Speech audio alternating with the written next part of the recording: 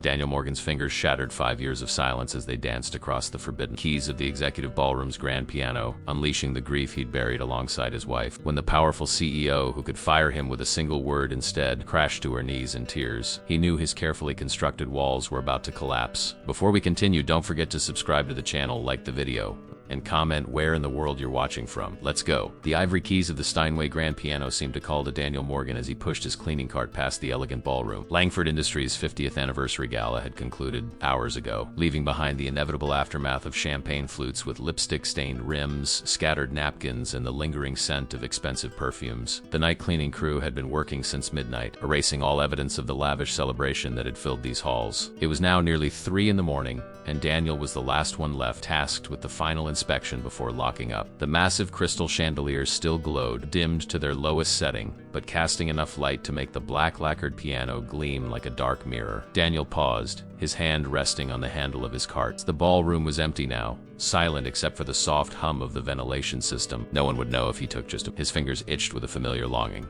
How long had it been? 2 years? 3? Time had blurred since Sarah's death, since the medical bills had piled up, since the bank had taken their house and everything in it, including the upright piano that had been her wedding gift to him. Before he could talk himself out of it, Daniel left his cart by the doorway and walked across the polished marble floor. His work boots made no sound. He had learned to move quietly through the building's executive floors during the 18 months he'd worked here. No one liked to be reminded of the people who cleaned up after them, who kept the pristine spaces pristine, the invisible workforce. He sat on the bench, feeling oddly self-conscious in his blue maintenance uniform with the red company patch. The last person to touch these keys had probably been wearing a tuxedo that cost more than his monthly salary. The thought almost made him stand up again, but instead he lifted the fall board and revealed the perfect row of keys beneath. Daniel didn't touch them yet. He just looked, remembering. Before everything fell apart, he had been someone else. A music teacher with a promising career as a composer, a husband, a man with dreams. Now he was just Daniel the janitor, the quiet man who emptied trash bins and mopped floors, the single father who worked nights so he could be there when his 7-year-old daughter, Lily, came home from school. Lily, the thought of her made his chest ache. She had her mother's eyes and his stubborn chin, and a smile that somehow managed to break and heal his heart simultaneously. She had never complained when they'd moved to the tiny one-bedroom apartment, when her birthday presents came from thrift shops, when dinner was sometimes just beans and rice. She had only asked him once in a small voice if they would ever have a piano again. Daniel's fingers touched the keys, just resting on them at first, feeling their cool smoothness. Then, almost without conscious thought, he began to play. The melody that flowed from his hands was one he had composed years ago in another life. It had been Sarah's favorite, a piece he had written for her when they first met. The notes rose and fell, filling the empty ballroom with a haunting refrain that spoke of love and loss, of joy and grief intertwined. His body swayed with the music, eyes closed, lost in memory. His fingers remembered what his mind had tried to forget.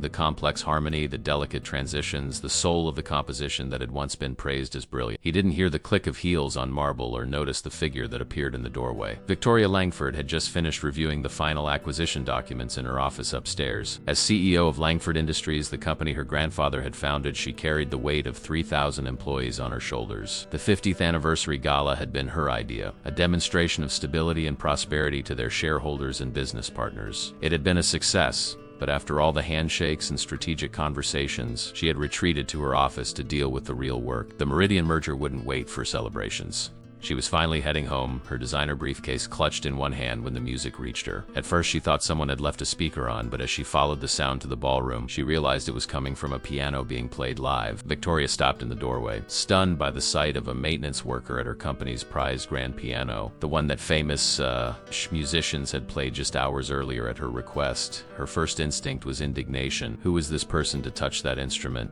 How dare he take such liberties? But then the music itself registered. It wasn't some simple tune or popular song. It was a composition of such profound emotion and technical complexity that she found herself frozen, unable to interrupt. The piece was unfamiliar to her, despite her extensive classical music education. Yet it felt somehow like a lost memory, something forgotten that she should have known. The janitor played with closed eyes, his body language transforming completely from the reserved, almost invisible man she might have passed in hallways without noticing to an artist fully immersed in creation. His blue uniform and the grand surroundings created a visual dissonance that made the scene even even more striking. Victoria had been raised to maintain composure at all times. Langford's don't show weakness her father had drilled into her, yet she felt her carefully constructed sarsad cracking as the music swelled. There was something in the composition that spoke directly to her, to the grief she had never properly processed after her parents' death, to the loneliness of her position, to the human heart she had learned to ignore in favor of spreadsheets and strategic planning. And then she recognized him, not as the janitor who worked nights, but from somewhere else. A memory struggled to surface, a concert program, a review in a prestigious music magazine, a name that had been mentioned as a rising star in modern classical composition. Daniel Morgan. It couldn't be the same person. That Daniel Morgan had disappeared from the music world years ago after a promising start. There had been rumors of personal tragedy, of a complete withdrawal, yet the style was unmistakable. She had attended one of his performances once, dragged there by a former boyfriend who had insisted she needed more culture in her life. She'd been moved then, but not like this. Not like hearing his music in the empty vulnerability of 3 a.m., played by the composer himself, who was somehow now wearing her company's maintenance uniform. The piece reached its crescendo. A passage of such intense beauty that Victoria felt physically affected. Her knees weakened, and before she could catch herself, she had sunk to the floor. Her expensive suit meeting the cold marble as tears she hadn't cried in years spilled down her cheeks. The final notes hung in the air, resonating through the empty ballroom. Only then did Daniel open his eyes and see her, the CEO of Langford Industries, the woman whose name was on his paycheck, kneeling in the doorway with tears streaming down her face. For a moment they just stared at each other across the expanse of marble and crystal. Then panic seized him. He stood abruptly, the piano bench scraping loudly in the silence. M's. Langford. I'm sorry, I shouldn't have. I'll go immediately, he stammered, mortified. Victoria slowly rose to her feet, straightening her jacket with trembling hands. Her face, usually an impassive mask in business settings, was open and vulnerable. That piece, she said, her voice unsteady.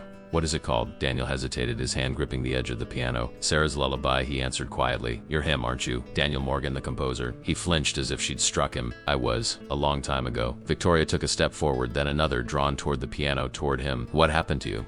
She asked, the question escaping before she could filter it through her usual professional restraint. Daniel's gaze dropped to the keys, the familiar mask of the invisible service worker slipping back into place. Life happened, Ms. Langford. Now, if you'll excuse me, I should finish my shift. He moved to step around the piano to return to his cart and his proper place, but Victoria's next words stopped him cold. My grandfather loved that piece. Daniel stared at Victoria, his fingers still hovering over the keys. Your grandfather? Thomas Langford, she said, moving closer to the piano. Her composure was returning, but her eyes remained bright with unshed tears. He attended your debut performance at Carnegie Hall. He purchased 3 of your recordings. He told me once that your compositions were what music would sound like if human emotions could speak directly to one another. Daniel's hands fell to his sides. The ghost of that other life of applause and recognition, of reviews and recordings, brushed against him. I didn't know. How could you? Victoria pulled a chair from a nearby table and sat down, seemingly oblivious to the impropriety of the CEO of Langford Industries having a conversation with a janitor at 3 in the morning. You wouldn't have known that an old industrialist was among your admirers. The silence between them stretched, filled with questions neither knew how to ask. Daniel's gaze kept drifting to the service cart by the door,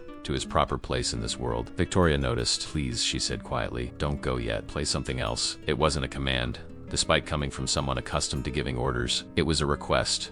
Almost tentative, as if she expected refusal. Daniel should have declined. His shift wasn't over. There were still areas to clean. He needed this job. Playing had been a momentary weakness, an indulgence he couldn't afford. Yet something in her expression, a vulnerability he would never have associated with Victoria Langford, whose stern portrait hung in the lobby, made his hands return to the keys. This time he played Chopin's Nocturne in E-flat major, a piece that had always felt like a conversation between hope and melancholy. His technique was rusty. He stumbled over a few passages that once would have flowed effortlessly, but the music still came, filling the space between them with something more honest than words. Victoria closed her eyes, letting the music wash over her. When had she last allowed herself this kind of surrender? Business demanded constant vigilance, constant control. Being the youngest CEO in the company's history and its first female one meant never showing weakness, never revealing the human beneath the tailored suits and strategic decisions. When Daniel finished, she opened her eyes to find him watching her, curiosity replacing the fear and embarrassment from earlier. You understand it, he said, sounding surprised. The music, you really hear it? Victoria's mouth curved into a small, genuine smile that rarely appeared in boardrooms. My mother was a pianist, not professionally, but she played beautifully. She insisted I take lessons. Was technically proficient, but never had the passion for it that she did. Her smile faded. That you do. Played, Daniel corrected gently. Past tense. I don't anymore. Except tonight. He nodded, acknowledging the contradiction. Except tonight. Victoria's analytical mind couldn't help but see the puzzle before her. You were acclaimed. Critics predicted a brilliant career. There were symphonies being commissioned. She hesitated, knowing she was overstepping but unable to stop herself. What happened? Daniel's face closed, the momentary openness disappearing. Miss Langford, I appreciate your interest in my past, but I'd rather not discuss it. And I should really finish my duties. He stood, and this time Victoria didn't try to stop him. But as he moved toward his cleaning cart, she spoke again. We're hosting a private concert series for our top clients next month. The theme is modern American composers. She paused. We had Julian Reed scheduled for the opening night, but he just canceled due to health issues. Single quotes. Daniel kept his back to her. I'm sorry to hear that. I'd like you to perform instead. He turned slowly, disbelief etched across his feet. You can't be serious. I'm rarely anything but serious. Mr. Morgan, I'm your janitor. You're a brilliant composer who currently works as my janitor. There's a difference. Victoria stood, smoothing her skirt with the practiced gesture of someone who had sat through countless meetings. The fee is $75,000 for a 90-minute program. The amount hit Daniel like a physical blow. It was more money than he made in 2 years of night shifts. Money that could move them out of the apartment with the leaking ceiling and temperamental heating. Money that could buy Lily new clothes, proper food, maybe even piano lessons of her own. But the thought of returning to that world, of being on stage again, sent a wave of panic through him. I can't, he said, his voice strained. I don't perform anymore. Victoria studied him, her head tilted slightly. Can't or won't? Both, he answered honestly. I haven't played seriously in years. I don't have a program prepared. I don't have the right clothes.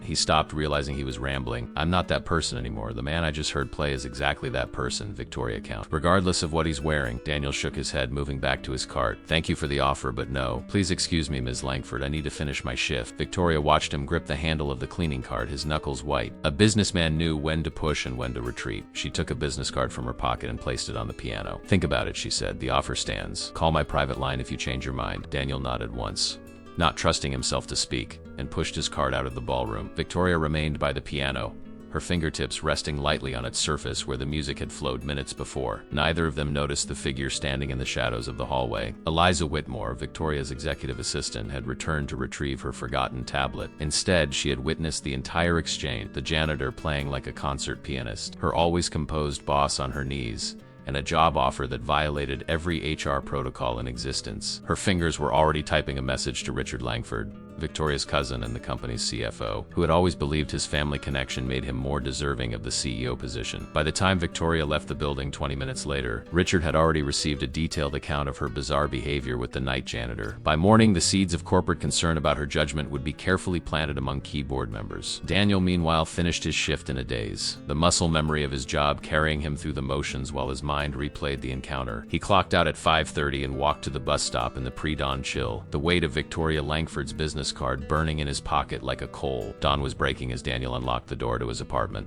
He moved quietly, knowing Lily would still be asleep. Mrs. Patel from next door would arrive in an hour to get Lily ready for school. The arrangement wasn't ideal, but it was the best he could manage, working nights to be present during Lily's afternoons and evening, grabbing sleep in the morning hours, living in the narrow spaces between his daughter's needs and the demands of survival. The apartment was small but meticulously neat. Daniel had learned that poverty didn't have to mean squalor. He kept their space clean, made sure Lily's clothes were always laundered, and maintained as much dignity as their circumstances allowed. He had built a small bookshelf from salvaged wood, filled it with library books that rotated weekly, and hung Lily's colorful drawings on every wall. They might not have much, but what they had was cared for. Daniel placed his keys in the ceramic dish Lily had made in art class and slipped Victoria Langford's business card beneath it. Out of sight, if not out of mind. His fingers still tingled with the memory of the piano, the sensation of music flowing through him after so long without it. It was like suddenly breathing clean air after years of smoke, both a relief and a painful reminder of what he'd lost. He moved to the small bedroom and stood in the doorway, watching Lily sleep. Her dark curls spread across the pillow, one arm flung above her head in the complete abandon of childhood. She looked so much like Sarah it sometimes took his breath away. But where Sarah had been fragile, something Daniel hadn't recognized until it was too late, Lily was resilient. She had inherited his stubborn streak along with her mother's artistic sensitivity. The mattress dipped as he sat carefully on the edge of the bed, not to wake her, but simply to be near her. In the soft morning light filtering through the thin curtains, he studied her face, memorizing it anew as he did each day. Working nights meant missing these quiet moments of watching her sleep at the end of the day, so he treasured them in the mornings instead. I met someone who knew my music, he whispered,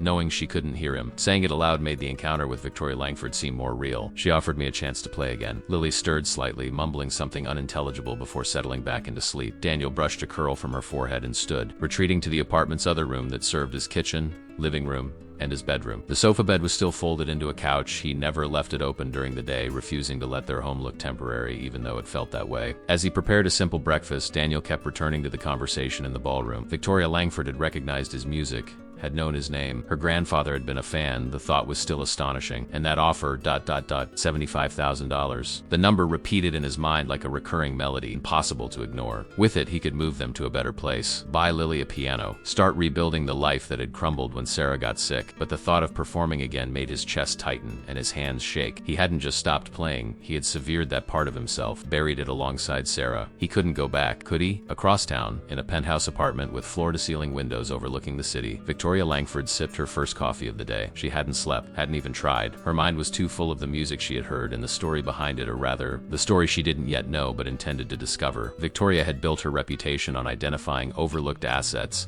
and transforming them into profitable ventures. Her grandfather had taught her to see value where others saw only liabilities. It was what had allowed her to take a struggling family company and turn it into a corporate powerhouse in just 5 years. But this wasn't about business. Not entirely. The music had touched something in her that had been dormant for too long. She had spent so many years proving herself to the board, to her family, to the business world that still treated female CEOs as anomalies, that she had forgotten the person she might have been in another life. The one who had once played piano for hours, who had written poetry she showed to no one, who had dreamed of creating beauty instead of quarterly reports. Finding Daniel Morgan playing her company's piano in the middle of the night felt like an intervention from a universe she had stopped believing in long ago. Her phone rang, the private line that only a handful of people had access to. She checked the caller ID and frowned. Richard. Her cousin never called this early unless there was a problem. Victoria Langford, she answered, her voice automatically shifting into the cool, authoritative tone she used for business. Victoria, we need to talk. Richard's voice held the barely concealed antagonism that had characterized their relationship since she had been named CEO instead of him. I've received some concerning information about your activities last night. Victoria's spine stiffened. There was only one person who could have seen her with Daniel in the ballroom. I assume Eliza has been sharing tailies out of school?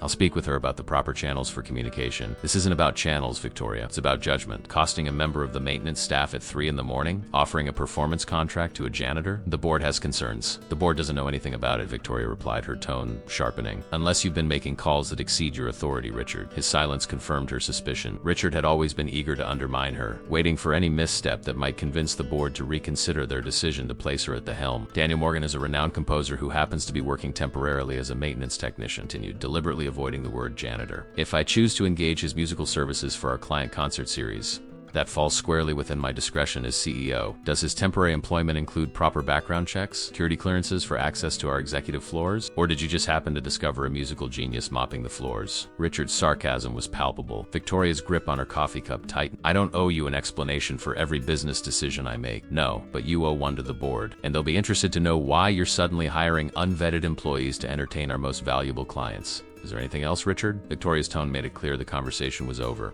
Just be careful, cousin. You've worked hard to prove you're not just the sentimental choice your grandfather made. It would be a shame to throw that away on some emotional impulse over a piano player. The call ended, leaving Victoria seething. Richard had always known how to target her insecurities with surgical precision. Her grandfather's decision to name her as his successor had been controversial, seen by many as an old man's indulgence rather than a sound business choice. She had spent 5 years proving them wrong, making decisions based on data and strategy rather than emotion. And now, one moment of genuine human connection, one instant of being moved by beauty rather than balance sheets, was being weaponized against her. Victoria set down her coffee and moved to the window, watching the city come to life below. She knew the smart move would be to back away, to let the strange midnight encounter with Daniel Morgan fade into memory, to protect her position in the company she had sworn to her grandfather she would safeguard. But the music she had heard played on that piano haunted her. It had awakened something she had carefully buried under years of pragmatism and ambition, and Victoria Langford had never been one to retreat from. Something she wanted, whether it was a corporate acquisition or the return of a lost composer. By the time Daniel returned to Langford Industries that night, rumors had already spread through the maintenance staff. He sensed it immediately in the sidelong glances and abrupt silences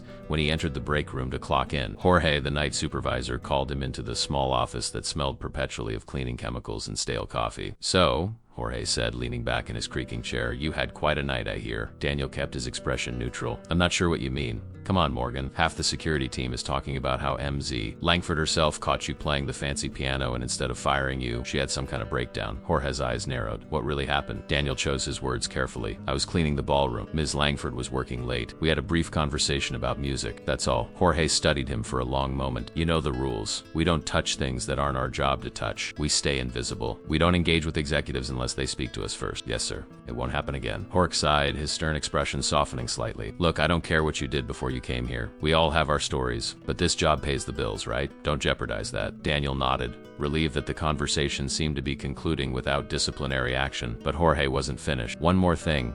Miss Cougar, Langford, the CFO, has requested you be reassigned from the executive floor. Richard Langford, Daniel asked, surprised that the company's second-in-command would concern himself with a maintenance worker's assignment. Yeah, says he wants someone with more experience handling the valuable items up there. Jorge shrugged apologetically. Nothing personal. You'll be on the research floors from now on. Different supervisor, different schedule. The implications hit Daniel immediately. The research division worked days. Jorge, I can't. My daughter, it's out of my hands, Morgan. Direct request from the CFO. Daniel's mind raced. He had built his entire life around being available for Lily in the afternoons and evenings. The night shift had made that possible. Without it, everything would fall apart. There must be something you can do, he said, trying to keep the desperation from his voice. I've never had any complaints about my work. Jorge spread his hands in a helpless gesture. It's not about your work. Look, between us, I think there's something else going on here. Office politics above our pay grade, but I can't fight the CFO. Daniel left the office with his assignment changed and his schedule in ruins. As he pushed his cart toward the research floors, his thoughts turned to Victoria Langford's business card, still hidden beneath the key dish in his apartment. $75,000. It would solve so many problems, but it would mean stepping back into the spotlight, back into the world that had witnessed his greatest failure. The price seemed too high, yet now with his carefully constructed life threatening to unravel, he wondered if he had the luxury of refusal. 12 floors above, Victoria sat in her office reviewing financial projections when her private line rang. The number was unfamiliar. Victoria Langford, she answered, her tone businesslike despite the late hour. Miss Langford, this is Daniel Morgan. His voice sounded strained,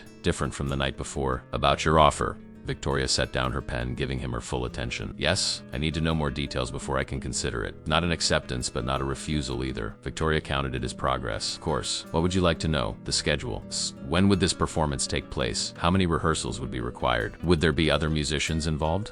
She noted the practical nature of his questions. The event is 4 weeks from now. We would provide studio time for rehearsal at your convenience. The performance would be solo piano, unless you have other arrangements in mind. There was a pause, and Victoria could almost hear him calculating, weighing variables she couldn't see. Would payment be made in advance or after the performance? He finally asked. An unusual question from an artist, but Victoria understood the underlying concern. We typically pay half upon signing the contract and half upon completion. However, we could arrange for the full amount in advance if necessary. Another silence, longer this time. When Daniel spoke again, his voice had a careful neutrality that didn't quite mask the tension beneath. I'm being reassigned to day shifts starting tomorrow. I believe it may be related to last night's ... incident. Victoria's grip on the phone tightened. Richard, it had to be. He was moving faster than she'd anticipated, using his authority to pressure Daniel in ways she hadn't foreseen. That's unacceptable, she said, her voice sharp with anger. I'll speak with HR immediately. Please don't, Daniel said quickly. I can't afford to be seen as causing problems. My daughter depends on me. The mention of his daughter caught Victoria off guard. She hadn't considered that he might have a family, responsibilities beyond himself. It added another dimension to the puzzle of Daniel Morgan and explained some of his reluctance. I understand, she said, softening her tone, but this reassignment is clearly retaliatory. Is there a particular reason why day shifts won't work for you? Daniel hesitated before answering. I'm a single father. My daughter is 7. The night schedule allows me to be with her after school. I don't have family here, and childcare costs more than I can afford on my salary. The simple explanation revealed volumes about the man on the other end of the line. Victoria thought of the composer she had researched. Earlier that day, the rising star whose wife had died after a prolonged illness. His promising career had vanished seemingly overnight. The pieces were fitting together, forming a picture of loss and sacrifice that made her chest ache. If you accept the performance contract, she said carefully, you could take a leave of absence from maintenance duty. The advance would cover your expenses until the concert. And after? Daniel asked. The question hung between them, practical and devastating in its simplicity. Victoria hadn't thought beyond the concert, beyond hearing that music again. But Daniel clearly couldn't afford such tunnel vision. After, she repeated, thinking quickly, we could discuss a more permanent arrangement. Langford Industries has an arts endowment fund. We sponsor musicians, artists. There could be a place for you there. She was improvising, creating possibilities that hadn't existed minutes before. It wasn't how she usually operated. Victoria Langford was known for meticulously planned strategies, not spontaneous offers. But something about Daniel Morgan made her willing to rewrite the rules. I need to think about it, he said finally. It's not just about the money. Victoria understood then that the barrier wasn't practical but psychological. Whatever had driven Daniel from music to maintenance wasn't something a simple job offer could overcome. Take the time you need, she said. But regarding your shift change, may I at least speak with my cousin? He's overstepped, and I won't allow it to impact your family situation. Daniel was quiet for a moment. If you can do it without drawing attention to me, I would appreciate it. Consider it done, Victoria replied, already planning her approach. Richard had always been politically savvy, but strategically impulsive. She knew exactly which buttons to push. As they ended the call, Victoria leaned back in her chair, contemplating this unexpected turn of events. She had intended to lure a lost composer back to music to recapture the beauty she had witnessed in that empty ballroom. Instead, she found herself entangled in the practical concerns of a janitor's life shift schedules and childcare arrangements, financial insecurity and single parenthood. It was messy, complicated, human in ways that spreadsheets and corporate strategies never were. And yet, Victoria realized she was more invested in this situation than in any business deal she'd negotiated in years. Richard Langford was reviewing acquisition documents in his corner office when Victoria entered without knocking. His surprise quickly morphed into the practiced smile he reserved for board meetings and difficult negotiation. Cousin, working late again? You know, there's more to life than rescind the reassignment order for Daniel Morgan, Victoria said, closing the door behind her. Her tone left no room for small talk. Richard leaned back in his leather chair, studying her with newfound interest. So it's true. You've developed a personal concern for a member of the janitorial staff. I've developed a concern for unnecessary interference in operational matters, Victoria countered. The maintenance department doesn't fall under your purview, but risk management does. Richard gestured to the chair across from his desk, which Victoria pointedly ignored. When a janitor is caught using company property for personal purposes and faces no consequences, in fact, is rewarded with the CEO's personal attention, it creates a precedent we can't afford. Drop the corporate speak. Richard, this is petty, even for you. His smile tightened. Petty? I'm protecting the company's interests. The same company your grandfather entrusted to you rather impulsively, I might add. Victoria's eyes narrowed. Is that what this is about? Still, after 5 years? This is about judgment, Richard replied. Something the board has entrusted me to monitor as CFO. When you start making emotional decisions, offering performance contracts to employees, you happened to catch playing the piano at 3 in the morning, it raises questions. Daniel Morgan isn't just an employee who happened to play the piano, Victoria said, her voice tight with controlled anger. He's a renowned composer whose work has been performed by major orchestras. And the fact that he's currently working in maintenance doesn't diminish his talent or his value. To our client engagement strategy, Richard's eyebrows rose.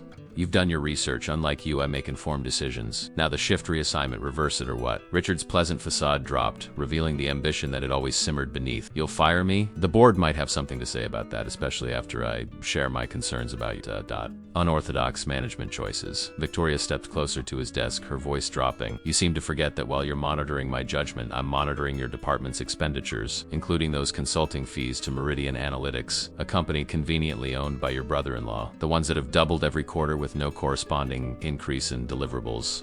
The color drained from Richard's face. That's a legitimate business arrangement. I'm sure it is, Victoria replied smoothly, and I'm sure the audit committee would find it fascinating reading. Now about Daniel Morgan's schedule, Richard's jaw tightened. Fine. I'll tell HR there's been a change of plans. But this isn't over, Victoria. It never is with you. She turned to leave, then paused at the door. One more thing. I expect Morgan to be treated with the respect all our employees deserve. If I hear of any further interference with his position, our next conversation won't be nearly this pleasant. As Victoria walked back to her office, the satisfaction of outmaneuvering Richard was tempered by unease. She had won this round, but at the cost of escalating their long-standing power struggle. Richard wouldn't retaliate immediately. He was too calculating for that, but he would be watching, waiting for her to make a mistake he could use against her. And Daniel Morgan was now at the center of it all. The following morning, Daniel sat at their small kitchen table with Lily, who was happily devouring the pancakes he had made. It was their Saturday ritual, the one day he could sleep properly and spend the entire day with her. Usually he treasured these moments, but today his mind kept drifting to Victoria Langford's offer and the scheduling crisis that might soon disrupt everything. Dad, you're doing it again, Lily said, pulling him from his thoughts. Doing what, sweet pea? Staring at nothing. She stuffed another forkful of pancakes into her mouth. You look worried. Single quotes. Daniel forced a smile. Just thinking about grown-up stuff. Nothing for you to worry about. Lily's expression turned serious, suddenly looking older than her 7 years. Is it about money? I heard Mrs. Patel telling Mrs. Guzman that we're financially precarious. What does that mean? Daniel sighed. The walls in their apartment building were thin, and Lily had always been too perceptive for her own good. It means we need to be careful with our money right now. But we're okay, Lily, I promise, she nodded, accepting his answer with the trust that both warmed his heart and made him feel the weight of his responsibility even more keenly. Dad? Yes? When can I start piano lessons? Katie at school says she's starting next month. The question hit him like a physical blow. Lily had been asking for piano lessons ever since she'd first heard recordings of his music. He'd always put her off with vague promises of someday, but the longing in her voice was becoming harder to ignore. Well, he said carefully. That might be something we can think about soon. Really? Her eyes lit up with a hope that made his chest ache. Really, he said, making a decision in that moment that he hadn't fully realized he'd been considering. In fact, I might have a special job coming up. A one-time thing that would help us a lot. What kind of job? Daniel hesitated. He hadn't played in public since Sarah's death, hadn't even told Lily about his encounter with Victoria Langford or her offer. Talking about it now felt like tempting fate. Remember how I used to play piano for concerts? He asked. Lily nodded eagerly. Before Mom got sick, you played in big places with lots of people, that's right. Well, someone has asked me to play again. Just one concert. Her eyes widened. Are you gonna do it? The question hung in the air between them. Was he? The panic that had gripped him at the thought of returning to performance still lurked at the edges of his mind. But against it now was the practical reality of their situation, the precarious balance he maintained to keep their life functioning, the threat of schedule changes that could topple it all, and the simple desire in his daughter's eyes. I think I might, he said softly, the words feeling strange on his tongue. Lily launched herself from her chair and threw her arms around his neck. Can I come? Can I see you play? Please. Her enthusiasm both hardened and terrified him. If he went through with this, if he stepped back onto a stage, Lily would be watching. She would see him either triumph or fail spectacular. The thought made his palms sweat. We'll see, he managed, holding her close. First, I have to practice. It's been a long time. As if summoned by the conversation, his phone rang. The unfamiliar number from the night before, Victoria Langford's private line. I need to take this, he told Lily, gently disentangling himself. Why don't you get ready for the park? Lily skipped off to her room while Daniel answered the call with trepidation. Miss Morgan, Victoria's voice came through clearly. I wanted to inform you that there's been a misunderstanding regarding your shift assignment. You'll be remaining on your current schedule. Relief washed over him. Thank you. I appreciate whatever you did. I simply clarified a procedural issue, she said, her tone professional but with an undercurrent of satisfaction. Have you had a chance to consider the performance opportunity? Daniel looked toward Lily's room, hearing her humming as she changed into her play clothes. Yes, he said, making the decision final. I'd like to accept with one condition, which is, I want piano lessons for my daughter included in the contract. With a good teacher, someone who will continue working with her after the performance is over. There was a brief pause on the other end. Easily arranged, Victoria finally said, and he could hear the smile in her voice. She plays? Not yet, Daniel replied, but she wants to learn. Her mother, he stopped, surprised by the sudden tightness in his throat. Her mother always wanted her to have the chance. Another pause, longer this time. When Victoria spoke again, her voice had softened, the corporate veneer momentarily lifted. I'll have the contract drafted today. And Daniel? I'll make sure the teacher's the best. After they hung up, Daniel stood in the kitchen, feeling as though he had just stepped off a precipice. There would be no going back now. The thought filled him with equal parts terror and a strange, unexpected exhilaration. The contract arrived by courier the next morning, 10 pages of legal language that boiled down to a simple exchange. Daniel would perform a 90-minute concert of original compositions for Langford Industries' exclusive client event, and in return would receive $75,000 plus a year of weekly piano lessons for Lily with Elaine Chun, one of the city's most respected teachers. Daniel read through it twice at the kitchen table while Lily watched Saturday morning cartoons. The legal terms were straightforward, but the emotional implications were far more complex. His signature on this document would officially end his self-imposed exile from music. It would reconnect him to the world he had fled after Sarah's death, a world filled with memories both brilliant and unbearable. He signed it anyway. 3 days later, a sleek black car arrived at his apartment building. The driver helped load a brand new Yamaha upright piano into the service elevator, part of the contract's rehearsal provisions that Victoria had added without discussion. Daniel had protested when he first learned of it, uncomfortable with such an extravagant gesture, but Victoria had been firm. A pianist needed a piano. The contract required him to practice. Therefore, the piano was a business expense, not a gift. When the delivery men left, Lily stood before the gleaming instrument, her small hand hovering over the keys as if they might disappear at her touch. Is it really ours? She whispered, her eyes wide with disbelief. It's really ours, Daniel confirmed, still somewhat stunned himself by the piano's presence in their modest living room. It transformed the space, making the worn furniture and budget decor fade into the background. Lily pressed a single key, the clear note hanging in the air between them. She looked up at her father with an expression of such pure joy that it caught at his heart. Can you play something? Please? Daniel hesitated, his old fears stirring, but Lily's expectant face made refusal impossible. He sat on the bench, positioning his hands over the keys. They felt both foreign and achingly familiar, like meeting an old friend after years of estrangement. He began with a simple melody, not one of his compositions, but a lullaby he had played for Lily when she was an infant. His fingers were stiff at first, the muscles unaccustomed to the precise movements required, but as he continued, something unlocked inside him. The music flowed more easily, his body remembering what his mind had tried to forget. Lily watched, transfixed, as her father transformed before her eyes. This was a side of him she knew existed but had rarely seen, the composer, the artist, emerging from behind the mask of the practical, hard-working father who cleaned buildings at night and made pancakes on Saturdays. When he finished, she clapped with abandon. That was beautiful. Play another one. Daniel smiled, the weight in his chest lightening just a fraction. Not right now, sweet pea. I need to practice the pieces for the concert slowly. It's like ... rebuilding a muscle that hasn't been used in a long time. Can I watch you practice? He nodded, realizing that sharing this process with Lily might be the key to making it bearable. Of course. And your lessons with Miss Chun start next Tuesday after school. Her face lit up all over again. Will I learn to play like you? Better, Daniel said, meaning it. You'll learn properly from the beginning. I was mostly self-taught until college. As the week progressed, Daniel established a new routine. He still worked nights at Langford Industries, but now he devoted 2 hours each morning after Lily left for school to practicing. At first, it was mechanical scales and exercises to rebuild his technique. Fragments of his old compositions played at half-tempo to reacquaint his hands with their patterns. But gradually something shifted. The music began to call to him again, not as a painful reminder of what he had lost, but as a lifeline to who he had been. He found himself extending his practice sessions, losing track of time as he rediscovered pieces he had composed in another lifetime. Some days were harder than others. There were mornings when he opened the fall board only to close it again, the memories too raw, too close to the surface. Sarah had been his first and most devoted listener, the one who had believed in his talent before anyone else. Playing without her felt at times like a betrayal, at others like the only way to keep her memory alive. One afternoon, Victoria called to check on his progress. How's the practice going? She asked, her voice carefully neutral, as if sensing his fragility around the subject. It's ... coming along, Daniel replied, unwilling to admit how much the piano had already become a sanctuary in his small apartment. The instrument is remarkable, far better than anything I've played before.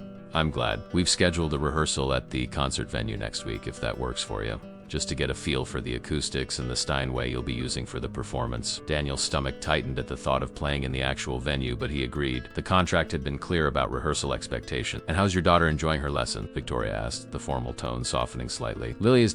single quotes. Daniel paused, surprised by the emotion that welled up. She's thriving. Miss Chun says she has a natural ear and excellent hand position. She practices without being asked. That's wonderful to hear. Victoria hesitated before adding, would it be appropriate for me to attend one of her lessons sometime? I'd like to see the results of our investment. The question caught Daniel off guard.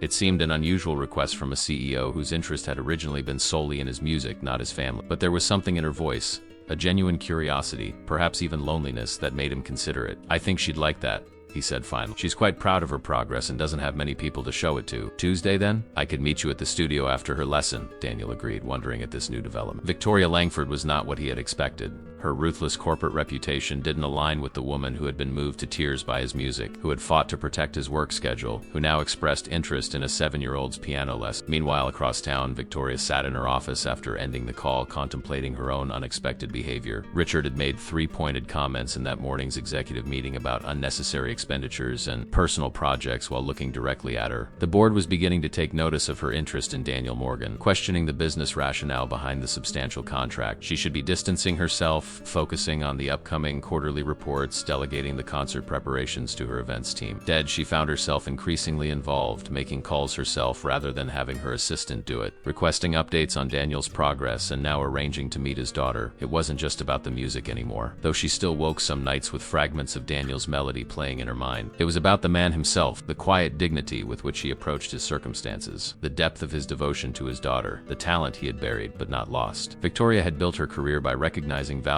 where others saw only cost, by identifying opportunities in unexpected places. But this was different. This wasn't a business transaction, despite the contract that made it appear so. This was something more personal, more complicated, and for someone who had spent a lifetime avoiding complications, the realization was both unsettling and strangely exhilarating. The Elaine Chun Piano Studio occupied the second floor of a renovated Victorian house in the city's arts district. Framed photographs of students performing at recitals lined the stairwell, and the sound of scales and arpeggios drifted from practice room. Victoria arrived precisely as Lily's lesson was ending, feeling oddly nervous. She had negotiated billion-dollar acquisitions with less anxiety than she felt about meeting this 7-year-old girl. She waited in the small reception area, conspicuously overdressed in her tailored suit among the parents in casual clothes. A mother glanced at her, then did a double take, clearly recognizing the CEO, whose face occasionally appeared in business magazines. Victoria offered a polite smile that discouraged conversation. The door to one of the teaching rooms opened, and a small girl with dark curls bounded out, clutching a music book. Behind her came Daniel, looking more relaxed than Victoria had ever seen him. His maintenance uniform was replaced by jeans and a simple button-down shirt that transformed him from anonymous employee to the striking man he truly was. Lily spotted Victoria first, her steps faltering as she took in the elegant stranger. Daniel followed his daughter's gaze, his expression shifting from surprise to something more complex when he saw Victoria. Ms. Langford, he said, the formality a reminder of their unusual relationship. I didn't expect you to actually come. I said I would, Victoria replied, wondering if she had overstepped. She knelt down to Lily's level, extending her hand. You must be Lily.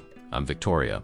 Lily shook her hand with unexpected poise. Are you the piano lady? The one who's paying for my lessons? Daniel winced slightly at his daughter's directness, but Victoria laughed, a genuine sound that softened her polished exterior. I suppose I am the piano lady, yes. Your father tells me you're doing very well with your lessons. Lily nodded enthusiastically. Miss Chun says I have good ears. I can already play Twinkle Twinkle with both hands. That's impressive, Victoria said, meaning it. Perhaps you could play it for me sometime. You could come to our apartment, Lily suggested immediately. Dad got a new piano and it's beautiful. You should see it.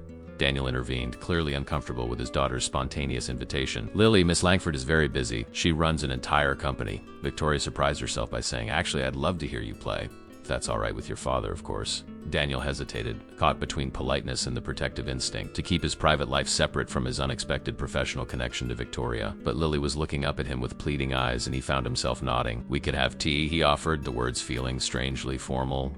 After Lily shows you her progress. And so it happened that Victoria Langford, CEO of Langford Industries, found herself sitting in a threadbare armchair in Daniel Morgan's small apartment, listening to a 7-year-old play a halting but earnest rendition of Twinkle, Twinkle, Little Star. Victoria applauded when Lily finished, earning a beaming smile from the girl. As Daniel prepared tea in the tiny kitchen Victoria took in their home. Despite its modest size and obvious economic constraints, the apartment was warm and inviting. Children's artwork covered the refrigerator, books filled handmade shelves, and the new piano held pride of place near the window. There was love here, palpable in every detail. It struck Victoria how different this was from her own meticulously designed penthouse with its expensive emptiness. She lived surrounded by carefully curated art and designer furniture, yet nothing in her home spoke of connection or memory the way this small apartment did. Daniel returned with mugs of tea, apologizing for the lack of proper teacups. Victoria waved away his concern, finding herself more at ease here than at the formal dinner parties that filled her social calendar. Lily, why don't you go work on your homework while Ms. Langford and I talk, Daniel suggested. Once Lily had retreated to her bedroom, a slightly awkward silence fell between them. They were from different worlds, connected by a chance midnight encounter and a business arrangement that was becoming increasingly personal. Your daughter's delightful, Victoria said finally. She has your determination. Daniel smiled, the expression transforming his serious face, and her mother's charm. Sarah could walk into a room and make everyone feel like her best friend within minutes. It was the first time he had mentioned his wife's name to Victoria. The casual reference felt like a small door opening. Was she musical too? Victoria asked carefully. Daniel's eyes grew distant. Not as a performer, but she had incredible taste. She could hear things in music that I missed, emotional layers, subtle themes. She was my first audience for everything I composed. He paused, looking down at his mug. Losing her was like losing my compass. Victoria wanted to ask more, but sensed the fragility of the moment. Instead, she redirected the conversation. How's the preparation coming for the concert? We have the venue rehearsal tomorrow. Daniel straightened, his expression becoming more professional. It's going well. I've been able to reconstruct most of the program from memory. There are a few pieces I'm still struggling with, ones I haven't played since Sarah. Victoria finished gently when he trailed off. He nodded. They were her favorites. Playing them feels like reopening a wound I've spent years trying to close. You don't have to include them, Victoria offered. The contract doesn't specify which compositions you need to perform. Daniel shook his head. They're my best work. Part of me thinks maybe playing them again is necessary. A kind of exorcism, Victoria understood. She had built her entire career on confronting difficult challenges directly, believing that avoidance only gave problems more power. But she recognized the courage it took for Daniel to return to music that was so intertwined with his loss. Whatever you decide, she said. I know the performance will be extraordinary. Their conversation continued, moving from music to Lily's school to Victoria's grandfather and his unexpected appreciation for contemporary composition. Time slipped away, the formal boundaries between CEO and employee blurring into something approaching friendship. When Victoria finally glanced at her watch, she was shocked to find that 2 hours had passed. I should go, she said, rising. I have a board dinner tonight. Daniel walked her to the door, the small apartment making the gesture more intimate than either had anticipated. Thank you for coming, he said. It meant a lot to Lily. It meant a lot to me too, Victoria replied honestly. She hesitated, then added, this might sound strange, but this is the most relaxed I've felt in months. Daniel looked surprised, then pleased. High praise from someone who probably has access to every luxury relaxation technique available. Luxury isn't the same as comfort, Victoria said, the observation revealing more than she intended. Their eyes met, a moment of genuine connection that transcended their different circumstances. Then Lily called from her room, breaking the spell. I'll see you at the rehearsal tomorrow, Victoria said, stepping into the hallway. Tomorrow, Daniel echoed, watching as she walked away, her elegant figure incongruous in the worn corridor of his apartment building. The next day's rehearsal at the concert hall was a revelation for both of them. Daniel arrived early, anxious about playing on the magnificent Steinway Grand in the empty auditorium, but as his fingers touched the keys, The space around him seemed to disappear. For the first time in years, he lost himself completely in the music, playing not just with technical precision, but with the emotional intensity that had once defined his work. Victoria sat alone in the darkened auditorium, witnessing his transformation. This wasn't the cautious janitor she had discovered in the ballroom, nor the guarded single father from the apartment. This was Daniel Morgan, the composer, passionate, brilliant, commanding the instrument with an authority that took her breath away. When he finished the final piece, the silence that followed felt sacred. Victoria didn't applaud, sensing that any response would be an intrusion on a deeply personal moment. Daniel sat motionless at the piano, his head bowed. When he finally looked up, his eyes were wet with unshed tears, but his expression was peaceful, as if something long broken had begun to heal. News of Daniel's remarkable rehearsal spread quickly through Langford Industries. The sound engineer who had recorded it for acoustical adjustments shared the audio with the events team, were astonished by the quality of the performance. Soon, executives from the marketing department were approaching Victoria with ideas for promotional materials highlighting the extraordinary musical talent they had discovered. Victoria listened to their enthusiastic pitches with growing unease. They spoke of Daniel as an asset, a marketing opportunity, a fascinating story to share with clients, the janitor with the hidden gift. None of them seemed to recognize the deeply personal nature of his music or the courage it took for him to return to it. "We're not using Daniel's personal story in our promotions," she said firmly, cutting short a particularly tone-deaf suggestion about a video featuring him in his maintenance uniform transforming into concert attire. "The music speaks for itself. That's all our clients need to know." The marketing team retreated, confused by her protective stance. As they left her office, Victoria noticed Richard lingering in the doorway, his expression calculating. "You've become quite the patron of the arts," he observed, stepping into her office uninvited. "First a private concert, now shielding our janitor from publicity. People are starting to talk." Victoria met his gaze coolly. "People always talk, Richard. It rarely affects our stock price. The board is concerned about more than stock prices. They're concerned about leadership focus." He settled into a chair opposite her desk. "You've missed 2 committee meetings this week. Delegated the Westridge negotiation to Matthew. You've been spotted leaving the building in the middle of the day to attend a child's piano lesson, of all things." Victoria felt a flash of anger. "You're having me followed?" Richard shrugged. "I don't need to. You're the CEO of a major corporation. People notice your movements, especially when they're unusual. I've earned the right to allocate my time as I see fit," Victoria said, her voice dangerously calm. The Westridge deal closed successfully. The committee meetings proceeded without issue, and my interest in Daniel Morgan's performance is a legitimate business decision for our client engagement strategy. "And the child?" Richard pressed. "Is her piano lesson also a business decision?" Victoria wanted to slap the smug expression from his face. Instead, she stood, signaling the end of the conversation. "The board meeting is next week. If you have concerns about my leadership, you're welcome to raise them formally then. Until that time, I suggest you focus on your own department, which is showing concerning cost overruns this quarter." Richard's smile tightened, but he stood to leave. At the door, he paused. "You know, cousin, I've always thought your greatest weakness was that you never allowed yourself to care about anything but this company. I'm beginning to think I was wrong. Perhaps your greatest weakness is that you finally found something else to care about." After he left, Victoria sat at her desk, unsettled by the confrontation. Richard was right about one thing. Her focus had shifted. The concert was now just 2 weeks away, and she found herself more invested in Daniel's journey back to music than in the business implications of the event. She was crossing boundaries she had always maintained meticulously, blurring the lines between professional and personal interests. The practical part of her brain warned that this was dangerous territory. The rest of her didn't seem to care. That evening, Daniel sat at the piano in his apartment, Lily curled up on the sofa with a book, listening as he practiced. The piece he was working on was the most difficult, not technically but emotionally. Sarah's Lullaby, the composition Victoria had first heard him play in the empty ballroom, the piece that had moved her to tears. He had written it when Sarah was pregnant with Lily, imagining the quiet moments they would share with their child. After Sarah's diagnosis, the lullaby had taken on a different meaning. During her final months, when pain kept her awake, he would play it softly in their bedroom, the gentle melody bringing her a measure of peace. Daniel hadn't played it since her funeral. But now, with the concert approaching, he knew it needed to be the centerpiece of his program. It was his most honest work, the purest expression of love and loss he had ever created. His fingers faltered on a particular passage, emotion making it impossible to continue. He stopped, breathing deeply, trying to push through the wall of grief that still rose up unexpectedly. "Dad?" Lily's voice came from behind him. "Are you okay?" He turned to find her watching him with concern, her small face serious. "I'm fine, sweet pea. It's just stuck on this part." She climbed onto the bench beside him. "Is it because it makes you think of Mom?" Daniel nodded, amazed as always by her perceptiveness. Yes, this was her favorite. Lily leaned against his side. "I don't really remember her playing it. I was too little. She didn't play it," Daniel explained gently. "I played it for her. And for you, when you were a baby." Lily placed her small hands on the keys, picking out the simple melody line she had heard him practicing. "It's pretty. Sad, but pretty." Daniel put his arm around her shoulders. A good way to describe it. "I think," Lily said carefully, "that Mom would want you to play it again, even if it makes you sad." Daniel looked at his daughter, struck by the wisdom in her words. "When did you get so smart?" She grinned. "Miss Chun says playing piano makes your brain bigger." Daniel laughed. the tension breaking. Well, we can't argue with M's Chun, can we? He turned back to the keys, Lily still beside him, and began the lullaby again. This time he made it through the difficult passage, his daughter's presence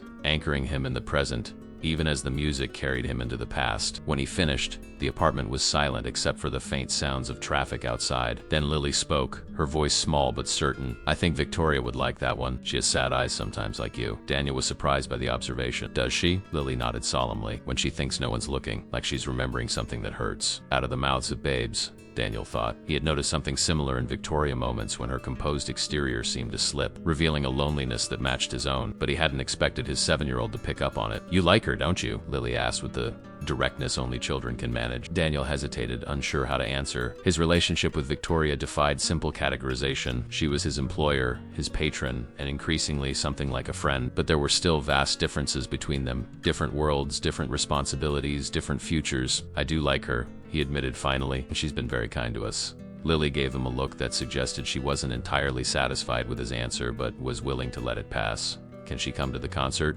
She'll definitely be at the concert, Sweet Pea. She's the one who organized it, remember? No, I mean, can she sit with me? I don't want to sit with strangers. Daniel hadn't considered the logistics of Lily's attendance. The concert was an exclusive corporate event for Langford Industries. Top clients, not exactly a child-friendly environment, but he couldn't imagine performing without his daughter there. I'll ask her, he promised, making a mental note to call Victoria the next day. But before he could make that call, his phone rang early the following morning. It was Victoria, her voice tight with tension. Daniel, I need to speak with you. Something's happened. 30 minutes later, he was sitting in her office trying to process what she had just told him. The board wants to cancel the concert, he repeated, disbelief evident in his voice. Victoria nodded, her expression grim. Shirt has been busy. He's convinced several key members that the event is an unnecessary expense and a distraction from core business. They've called a special meeting for tomorrow to vote on canceling the entire client engagement series. Daniel felt a complex mix of emotions. Disappointment, relief, and an unexpected anger. The weeks of preparation, the painful journey back to his music, all potentially for nothing. Yet beneath that was a shameful whisper of relief at being spared the public performance he still feared. I'm sorry, he said finally. I know you invested a lot in this. Victoria shook her head,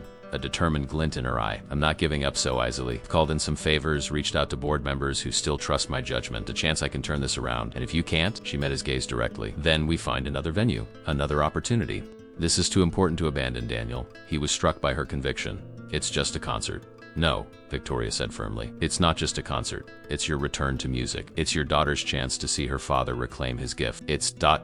single quote. She paused, seeming to search for words. It's the most meaningful project I've undertaken in years. I won't let Richard destroy it out of petty jealousy. Daniel studied her, seeing beyond the polished exterior to the passionate woman beneath. This could damage your position here. Your cousin seems determined to use this against you. Let him try, Victoria replied, her jaw set in a stubborn line that reminded Daniel suddenly of Lily. Some things are worth fighting for. The boardroom of Langford Industries occupied the entire top floor of the building, with floor-to-ceiling windows offering panoramic views of the city. It was designed to impress, to intimidate, to remind everyone who entered of the power concentrated within its walls. Victoria had always felt comfortable here, at ease with the authority the room represented. Today was different. As the 12 board members filed in, their expressions ranged from confusion to concern to outright hostility. Richard sat at the far end of the table, carefully neutral, playing his part as the reluctant messenger rather than the architect of this crisis. Thank you all for coming on such short notice, Victoria began, standing at the head of the table. I understand there are concerns about the upcoming client engagement concert. Philip Wester, the oldest board member who had served alongside her grandfather, spoke first. Victoria, we've received disturbing reports about this event. Excessive spending, unvetted performers, diversion of company resources for personal project. This isn't like you. Victoria nodded, acknowledging his concern without conceding the accusation. I appreciate your candor, Philip. Allow me to address each point directly. She activated the room's presentation set, displaying a detailed financial breakdown of the concert series compared to previous client engagement events. As you can see, the total expenditure is actually 12% below last year's golf retreat, with projected attendance 30% higher. The cost per client contact is the lowest we've achieved for any premium event in the past 5 years. Several board members leaned forward, studying the numbers with interest. Victoria continued, advancing to the next slide. Regarding the performer, Daniel Morgan is not unvetted. He is an acclaimed composer whose work has been performed by major orchestras. His credentials were thoroughly researched before engagement. She deliberately omitted mentioning Daniel's current employment at Langford Industries. It wasn't a lie, merely a strategic omission. As for the accusation that this is a personal project, Victoria said, looking directly at Richard, all executive initiatives are personal in some sense. We pursue what we believe will benefit the company. I personally believe that showcasing exceptional artistic talent rather than providing another predictable golf outing demonstrates our Commitment to creativity and innovation values our clients consistently rank as their top reasons for partnering with us. She advanced to the final slide: client response rates to the invitations. Acceptance is at 98%, the highest in company history. Several clients who haven't attended our events in years have confirmed their attendance. The ROI projections are exceptional. The room fell silent as the board members processed the information. Victoria had presented a compelling business case, transforming what Richard had framed as an emotional indulgence into a strategic initiative. Richard cleared his throat. Numbers aside, there are concerns about your focus, Victoria. Your personal involvement with this project and with the performer has been noted. Multiple meetings missed. Unusual work patterns. My unusual work patterns have resulted in a 22% increase in profitability during my tenure. Victoria interrupted coolly. I wasn't aware I needed to justify how I allocate my time as long as results continue to exceed expectations. Philip Westerly exchanged glances with the board members seated near him. The financials are compelling, Victoria, but Richard's concerns about your personal involvement with this performer are troubling. There are rumors. There are always rumors, Victoria cut in, her patience wearing thin. What matters are facts. And the fact is, this concert series represents sound business strategy. If you cancel it now, we lose deposits, damage client relationships, and send a message that our board acts on gossip rather than data. The tension in the room was palpable. Victoria knew she was pushing the boundaries of professional decorum, but the thought of Daniel's music being silenced again, of Lily's disappointment, fueled a defiance she rarely displayed in this room. After a tense discussion, the board voted narrowly to allow the concert to proceed, with the stipulation that Victoria provide a comprehensive post-event analysis of its business impact. As the meeting adjourned, Richard lingered, waiting until they were alone. Impressive performance, he said, his tone making it clear he wasn't referring to her presentation. But you didn't address the real issue, which is... Victoria asked, gathering her material. You care about him, not as a performer, not as an employee, personally. Richard studied her face, searching for confirmation. The great Victoria Langford, who sacrificed everything for this company, has finally found someone she cares about more. Victoria met his gaze steadily. My personal feelings are irrelevant to this discussion. They're entirely relevant, because for the first time, you have a vulnerability that can be exploited. And while you won today, this board meeting won't be the last battleground. He walked to the door, then turned back. You know, I've always respected your dedication, even while resenting that it earned you the position I wanted. But I'm beginning to think grandfather was right about you after all. There is more to you than the corporate machine everyone thinks you are. After he left, Victoria stood alone in the empty boardroom, gazing out at the city below. Richard's words echoed in her mind. Did she care about Daniel? Beyond his music? Beyond the contract that bound them professionally? The answer was uncomfortably clear. Yes, she cared about the quiet strength with which he faced his circumstances, the tenderness he showed his daughter, the vulnerability and power he revealed when he played. She cared in a way that transcended professional interest, in a way she hadn't allowed herself to care about anyone since her parents' deaths had taught her the cost of emotional attachment. It was dangerous, potentially disastrous for her carefully constructed life, and yet she couldn't bring herself to regret it. Daniel was in the concert hall when Victoria found him later that day. He sat at the piano, not playing, but simply staring at the keys, lost in thought. It's still on, she said from the doorway. The board voted to proceed. He looked up, relief and apprehension mingling in his expression. That's good news, I think. Victoria walked down the center aisle, her heels echoing in the empty hall. You don't sound convinced. Daniel ran his fingers lightly over the keys without pressing them. Part of me hoped it would be canceled, that the decision would be taken out of my hands. You're scared, she observed, not unkindly. Terrified, he admitted, not of playing badly, though that's certainly a concern after so many years. I'm afraid of what happens after. Victoria sat beside him on the bench, closer than professional boundaries would normally allow. What do you mean? Daniel turned to face her, their proximity making the conversation intensely intimate. If I fail, it's humiliating but straightforward. I go back to maintenance work, back to the life I've built. But if I succeed, single quotes he trailed off, struggling to articulate his fear. If you succeed, things change, Victoria finished for him.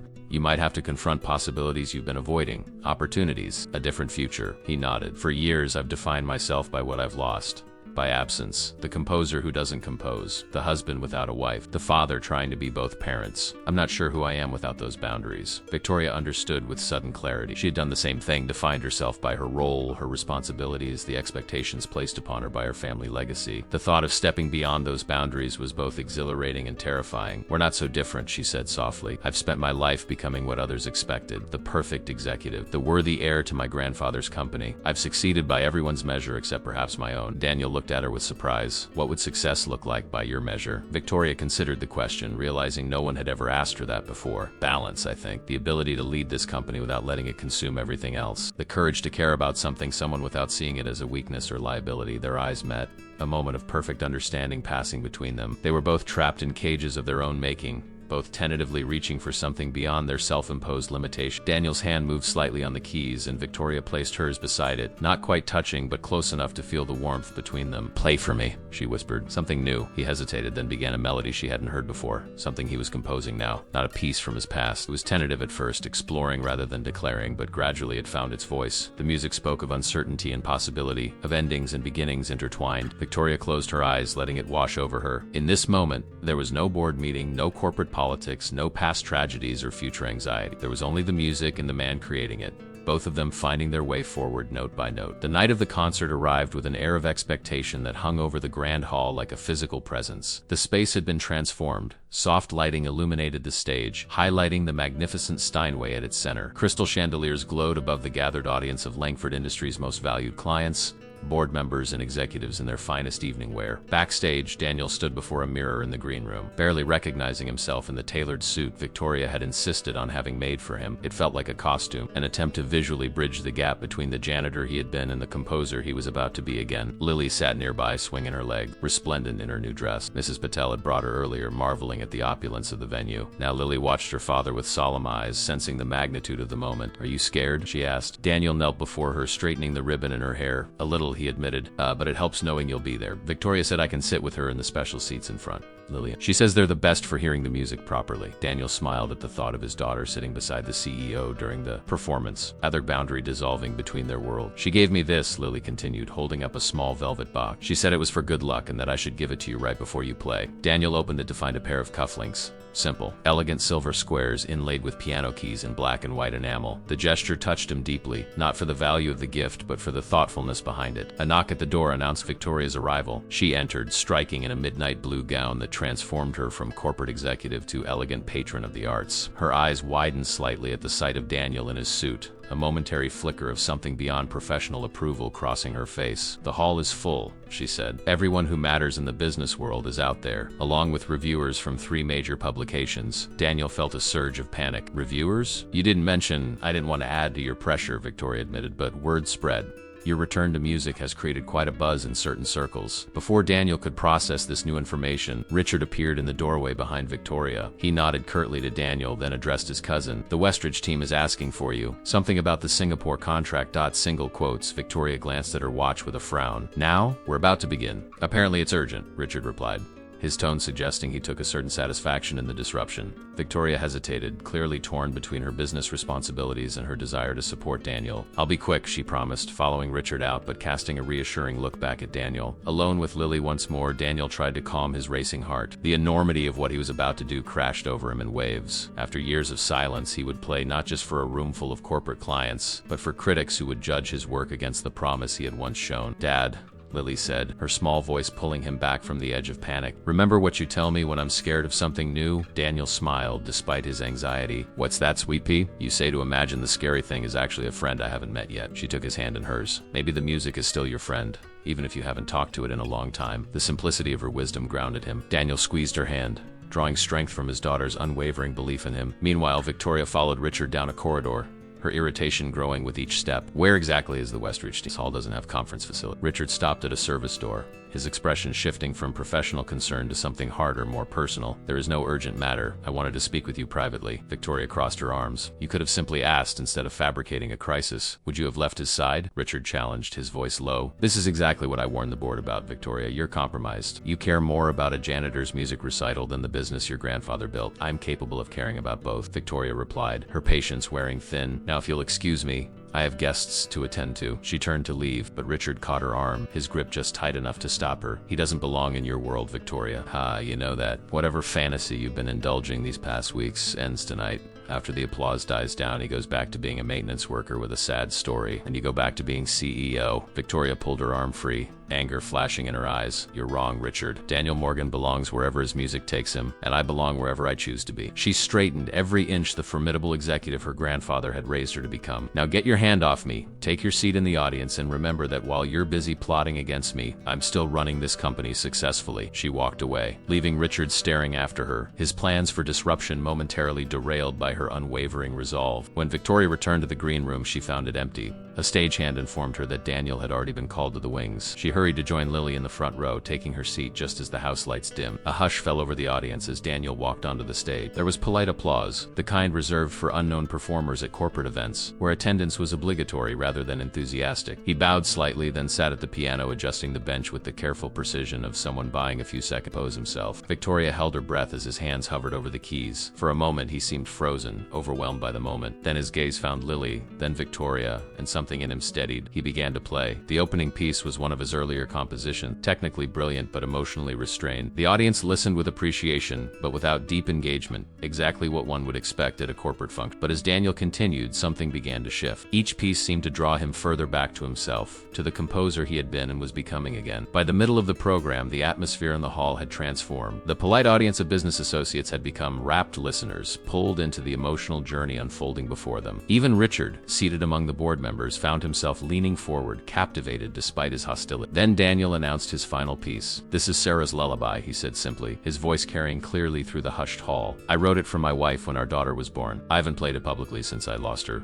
Tonight I play it for those we've lost, and for those who help us find our way back." His eyes met Victoria's for a brief, profound moment before he turned back to the piano. The melody that filled the hall was the same one Victoria had heard that night in the empty ballroom, the music that had first brought her to her knees. But now it was transformed, played not in private grief but in public communion. The piece had evolved from a personal lament to a universal meditation on love, loss, and renewal. As the final notes faded, there was a moment of perfect silence, that sacred pause when an audience collectively holds its breath, reluctant to break the spell of what they've experienced. Then the applause began, hesitant at first, then building to a standing ovation that swept through the hall like a wave. Victoria remained seated, tears streaming down her face, too moved to stand. Lily reached over and took her hand, a simple gesture of connection that meant more than any applause. On stage, Daniel stood to acknowledge the ovation, his expression one of quiet astonishment. His eyes sought Victoria in the front row, finding her exactly as he had first seen her weeks ago, moved to tears by his music, unguarded in her emotional response, beautifully human beneath her corporate armor. In that moment, as their eyes met across the applauding crowd, something unspoken passed between them, an acknowledgement that whatever came next, whatever complications awaited them beyond this night, they had given each other an invaluable gift. He had reminded her that there was more to life than spreadsheets and strategic plans. She had helped him find his way back to the music he had silenced. Later, after the reception where Daniel was surrounded by admirers and Victoria handled the business connections with her usual grace, they found a quiet moment alone in the now empty hall. Lily had fallen asleep in a chair backstage, exhausted by the excitement and late hour. "What happens now?" Daniel asked as they stood beside the piano where everything had begun. Victoria touched the polished surface of the instrument, considering the question. "Professionally, you'll have offers. Tonight's performance will open doors that have been closed for years." "And personally?" he asked, the question hanging between them, laden with possibility. Victoria looked at him, no longer the CEO addressing an employee, but simply a woman facing a choice. "I think," she said carefully, "that depends on whether you're willing to play another private concert sometime, perhaps dinner first." Daniel smiled, the expression transforming his face in a way that made Victoria's heart skip. "I think that could be arranged." He sat at the piano one last time and began to play a new melody, not one from his past repertoire, but something fresh, something still taking shape. Victoria settled beside him on the bench, their shoulders touching lightly as the music filled the empty hall, a conversation without words about beginnings that follow endings, and the unexpected harmonies that emerge when different worlds collide.